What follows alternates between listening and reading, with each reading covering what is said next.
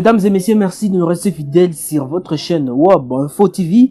Bienvenue dans cette nouvelle émission de cryptage. Aujourd'hui, on va parler du processus électoral en République démocratique du Congo. Comme vous le savez très bien, la République démocratique du Congo représente un moment crucial pour la démocratie et le développement dans les pays. Et pour s'assurer d'un processus électoral apaisé et inclusif, il est indispensable de sensibiliser la population sur les enjeux liés aux élections et fournir une formation adéquate sur la citoyenneté et les pratiques électorales. Mais comment les autorités et les organisations de la société civile peuvent-elles garantir une éducation civique efficace pour les citoyens? Comment la population peut-elle être encouragée à s'impliquer dans les processus électoraux et quelles sont les conséquences de manque d'éducation civique pour la participation électorale en RDC? Pour répondre à ces questions et plus encore, je reçois dans cette émission Hervé Amani, activiste au sein des mouvements citoyens Filimbi, mais aussi membre du Front citoyen 2023. Avec lui, on va partager le point de vue sur les enjeux et les défis de l'éducation civique et électorale en RDC. Merci Hervé Amani, bonjour et bienvenue dans cette émission. Bonjour et merci de m'avoir invité encore une fois de participer à cette émission. Je suis tellement ravi, merci beaucoup. Voilà, quels sont les enjeux les plus importants selon vous liés à l'éducation civique et électorale en République démocratique du Congo? Okay, merci beaucoup. Je voulais tout d'abord, avant de parler des enjeux liés à l'éducation civique et électorale, je voulais parler au moins de l'éducation civique et électorale. C'est quoi? L'éducation civique et électorale, c'est en soi, ce sont des valeurs que les citoyens doivent porter tout au cours d'un processus électoral. C'est-à-dire connaître c'est quoi tous les processus électoraux. Il faut qu'ils connaissent au moins ça dès le début. Il faudra qu'ils connaissent comment ça fonctionne, comment les choses évoluent et enfin on va aboutir à quoi. Okay.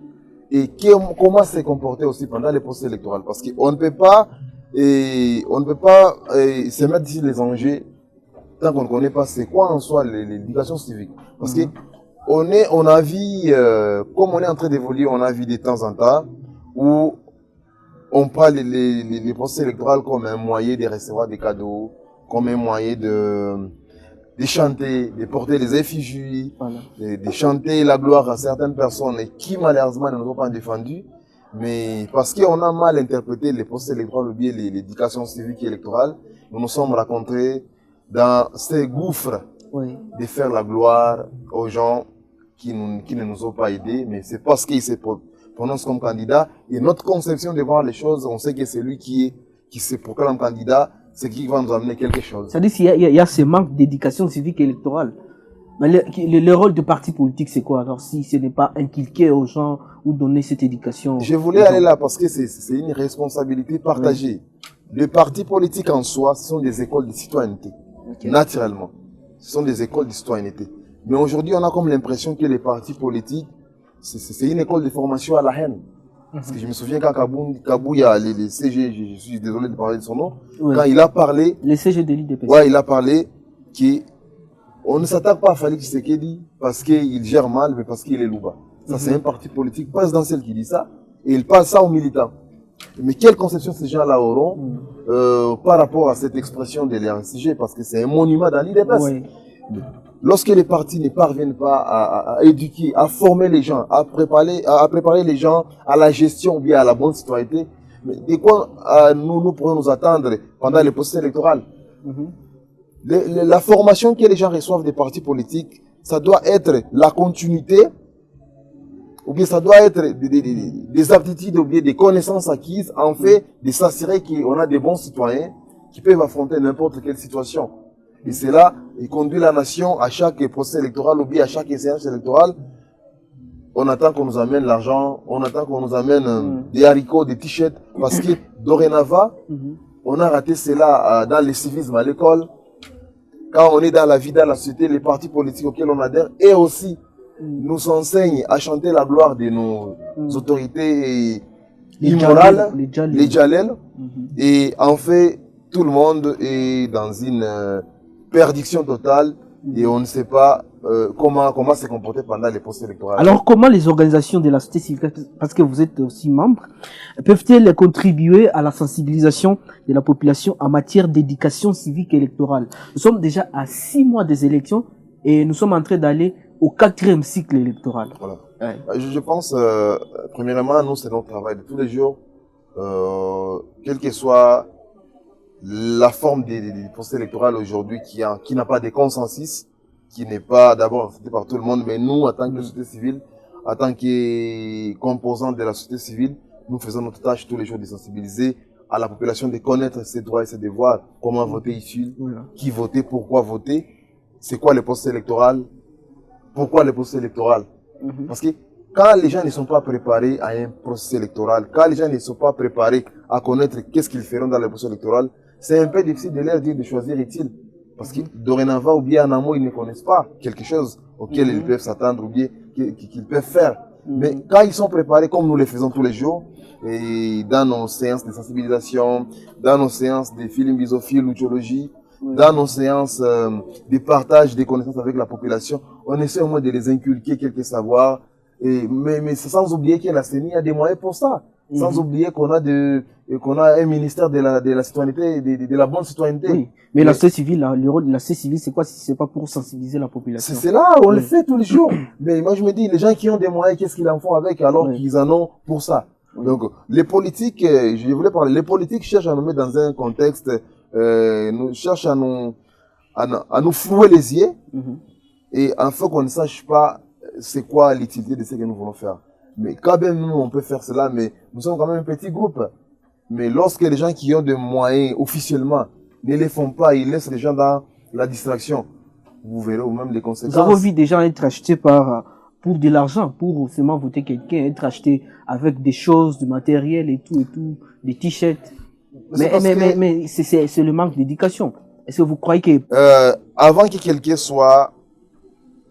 Et avant qu'on arrive aux élections, ou bien avant que quelqu'un ne reçoive quelque chose d'un candidat, ou bien comme argent, comme corruption morale, il vient d'abord d'un parti politique. S'il passe là, il vient d'une école. S'il passe là, il vient d'une église. S'il passe là, il vient d'une famille. Mais lorsqu'on a raté cela en famille, on a raté cela à l'école, on vient dans les partis politiques, on est perdu encore.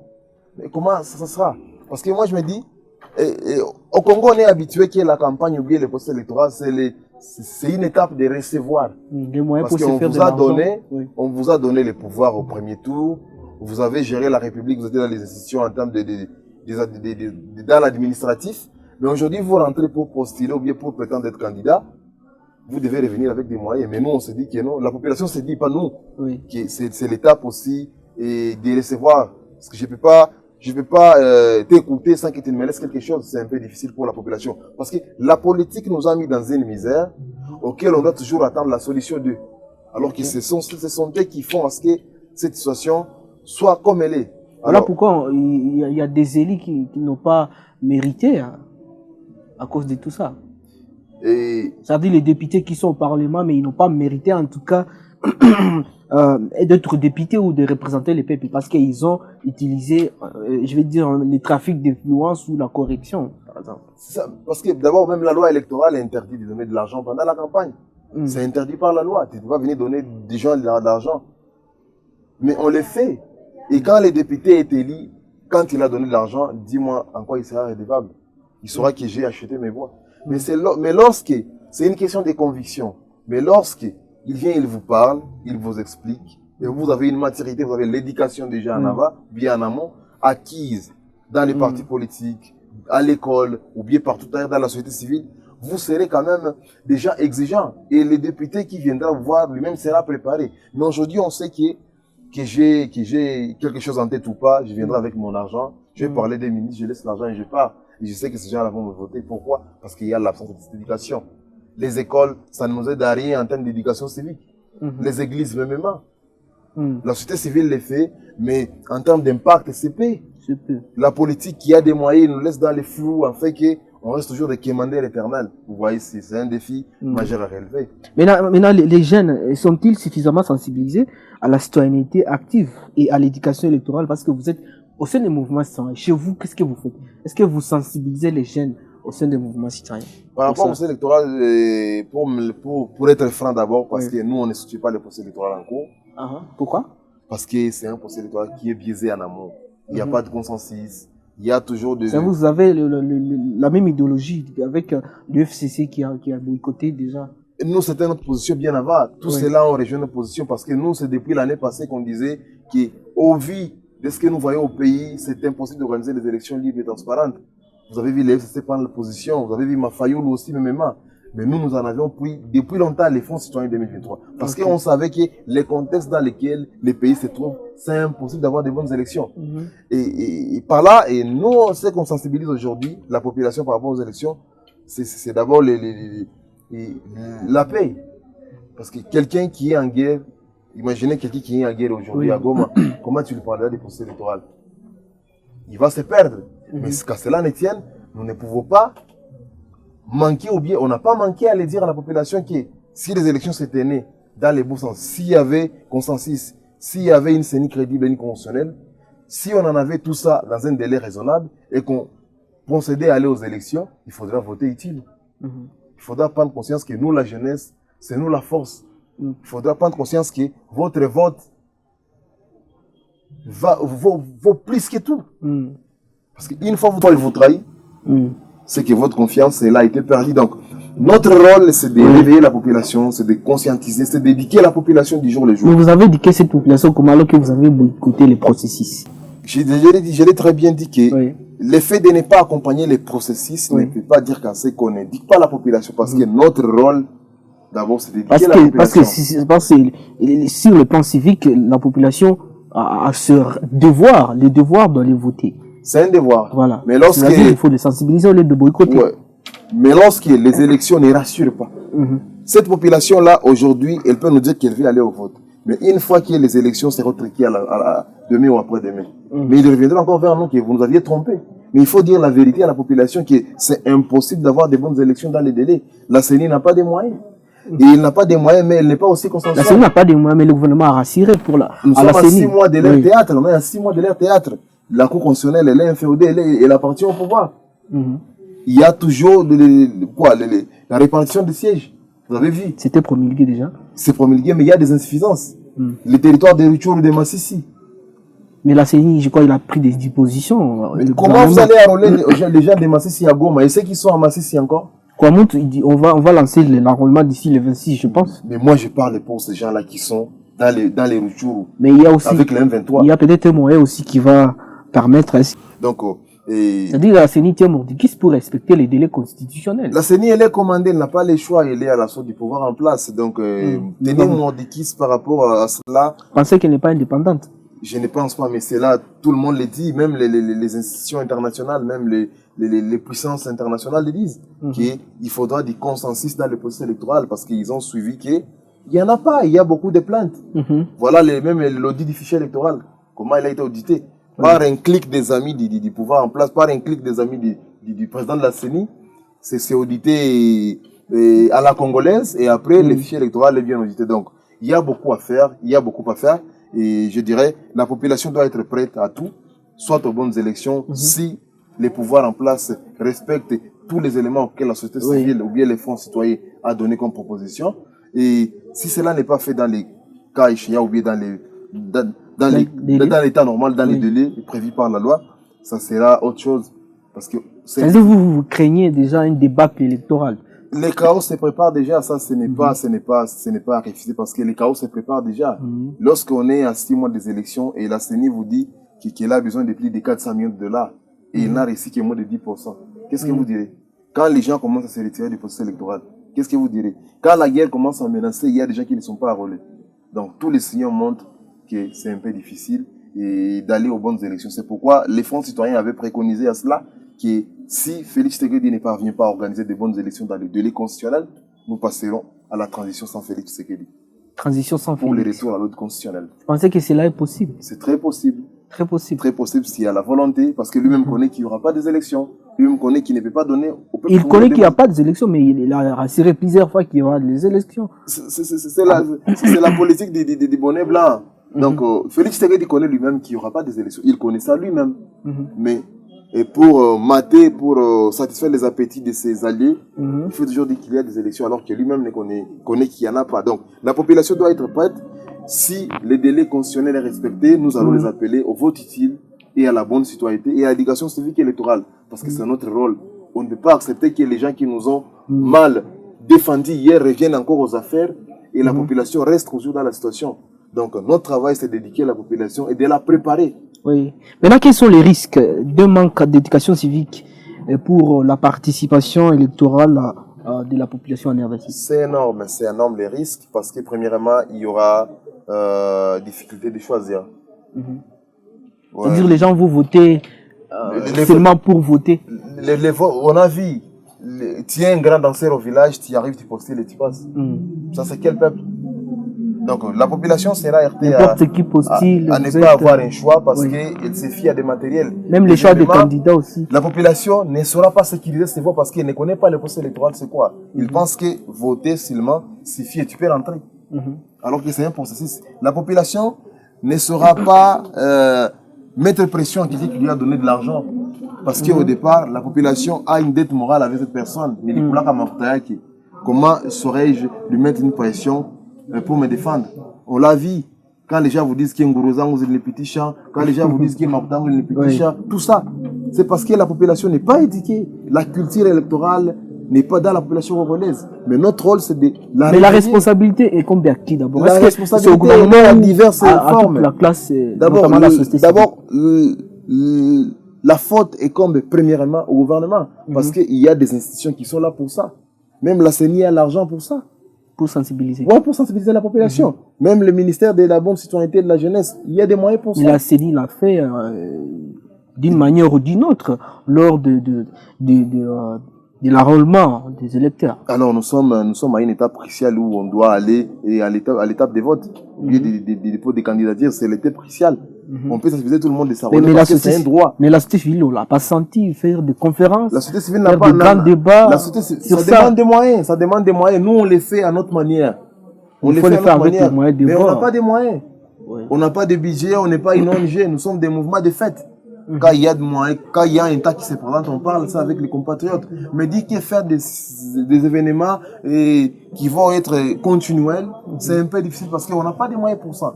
Et les politiques, ils veulent que la situation reste comme ça parce qu'ils en profitent dans l'ignorance de la population. Quand un peuple ne connaît pas ses droits, il doit être exploité par les politiques. C'est ça.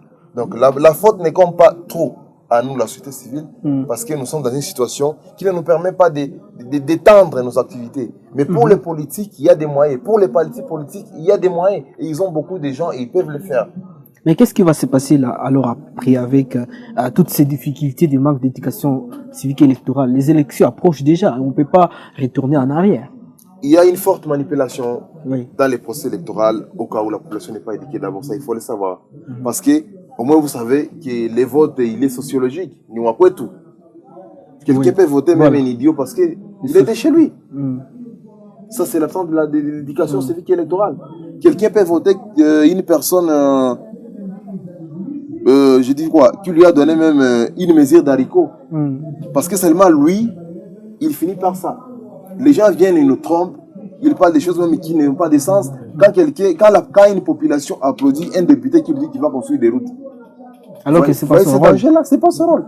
Mais parce qu'il y a absence d'une culture électorale, ça met la population dans une manipulation, dans une désinformation.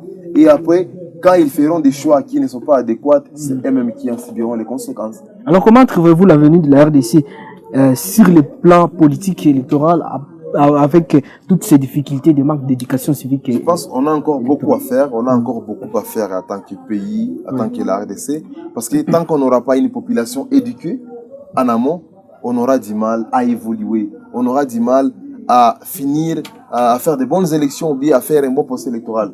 Parce qu'une fois, les gens que vous invitez à participer dans un procès électoral, soit à votre solde, ils sont manipulés par vous. Quel résultat attendez-vous? Donc l'avenir, elle est sombre.